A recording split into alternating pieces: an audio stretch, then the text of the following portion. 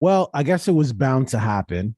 Um, some child, 10-year-old child in Idaho was raped, and she's now what, 6 weeks and change pregnant.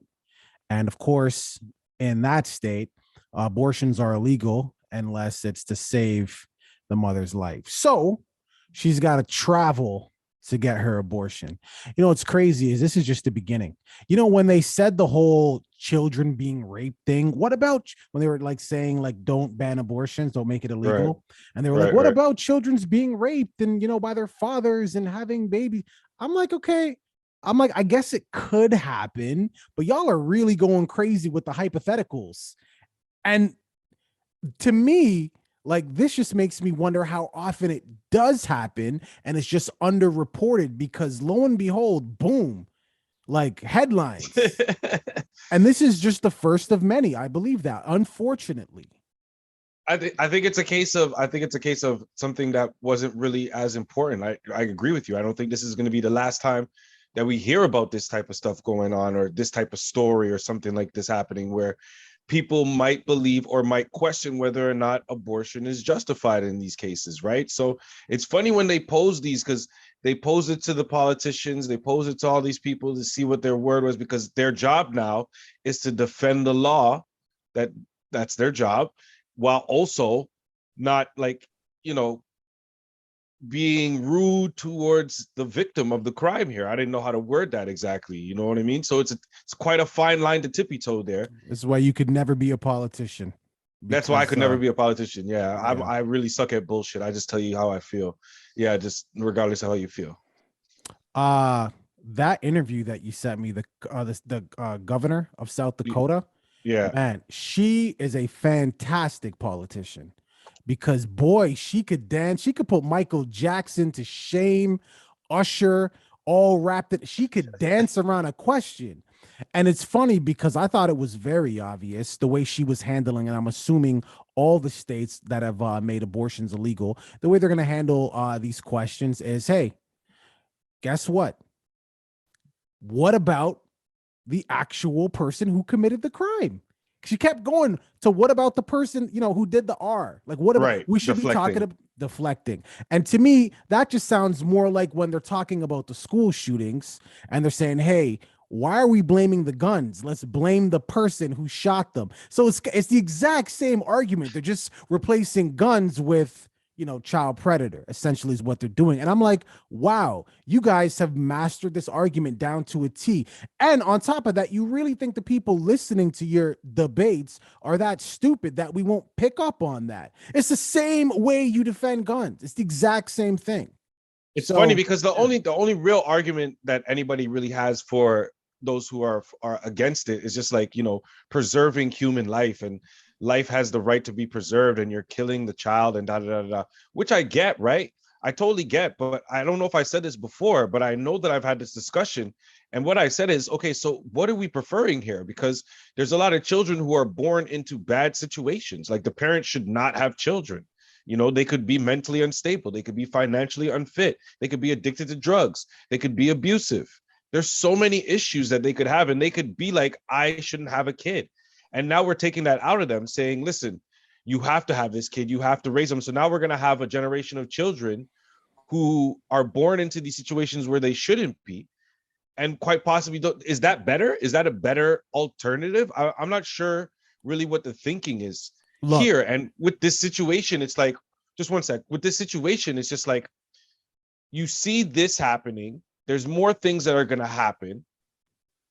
Is it going to overturn the law? Are you going to have, you can't go back and overturn what you overturned. So now you have to stand by this. I just have to see how many things happen and how they just choose to deflect.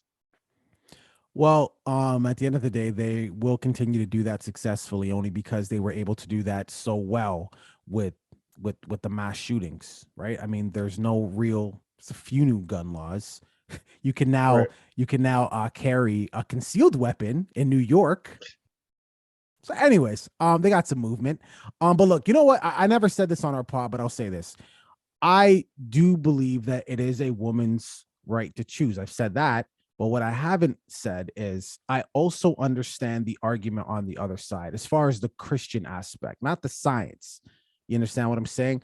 I personally believe that once the baby, and I don't know shit about the science, nothing about it. So please feel Right. free to correct me. Just what I believe. I believe that once that woman knows they're pregnant, there's life there. I think it's a life. Mhm. So with that in mind, I also think that we shouldn't take another life. And I do think that when you have an abortion, that's exactly what you're doing. Right. Again, I think it's the woman's choice, but I also believe that you're taking a life. It's your choice to take that life, however. And my religious beliefs tell me, I'm not saying that, hey, you know, our God is forever forgiving. So if you decide to do that, you make your peace with him, you'll be all right. But I do believe that that is a conversation, my beliefs, that you'll have on the other side. Right. You know what I mean? But it is your choice. I believe it's your decision and it shouldn't be taken away at all. Just like God gave you free will. If you choose to steal, this is one of the 10 commandments. You could do that. If you choose to covet thy neighbors, you could break all the commandments you want. You got free will. He gave us that. So I don't think that a senator or a man should now step in and say, I know God gave you free will, but we're going to tell you what you can and cannot do. I don't think that's where I'm at with it. Right. Right. And like I said, the main argument is exactly what you said. It's the preservation of life. But with that being said, it's tough because where does that start and end? And then it starts with giving somebody a choice, right?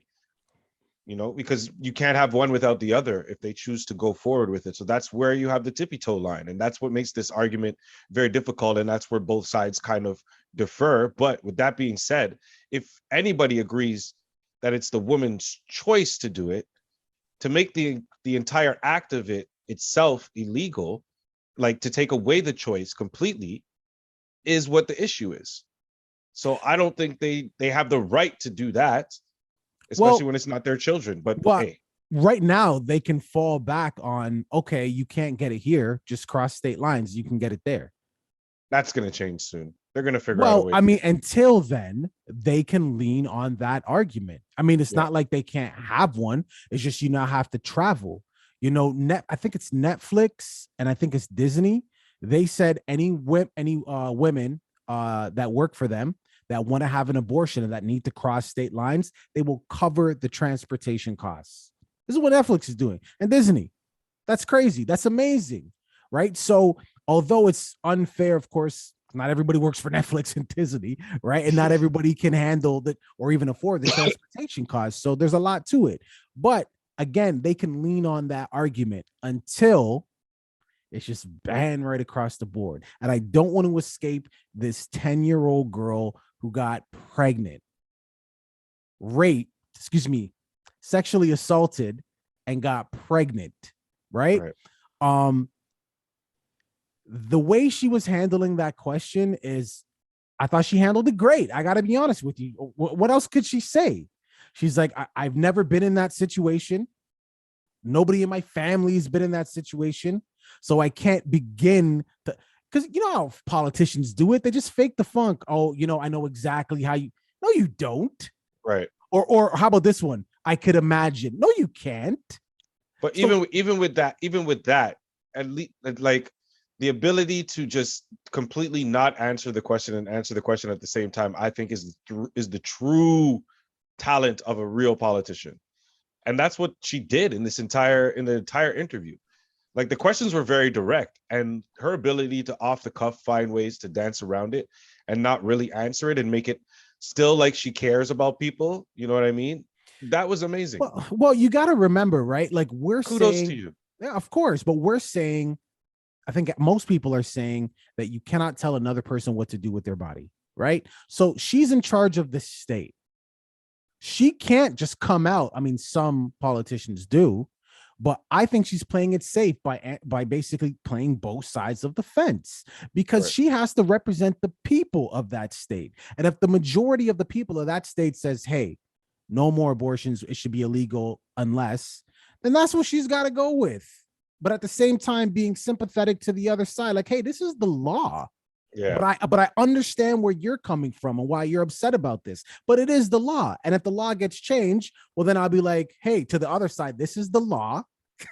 And I understand where you know what I mean? She has to play both sides and her own personal feelings. Man, she's a woman. She's a woman. There's no way that you're going to tell me as a woman you're okay with sending a 10-year-old who got sexually assaulted and got pregnant across state lines to get an abortion. There's no way you're going to tell me you're okay with that. She cannot just come out and say that. As much as that CNN anchor tried to drag it out of her, she did. She did a great job, but there's no way. There's no way she's just going to come out and say that. So what can we do? We're going to be mad because she didn't come on, like she's just doing her job. As messed up as her job is, she's doing her job, and I thought she did it well. I'm sorry, I don't know what to say. As much as I disagree, she did her job great. What do you want from me? I mean, yeah. I don't like cops, but I love it when they catch the bad guys immediately. Right? They're doing their job. Okay. You didn't get that. You didn't get that, did you? Nope. That whatever that was went right over my head. I don't know. I'm shooting low. All right, viewing public. What are your thoughts on this, man? Should a 10-year-old? I'm curious to see if anybody says anything different. But should a 10-year-old victim of sexual assault who got pregnant, should they have to leave their state to get an abortion? Somebody's gonna say, but it's the law.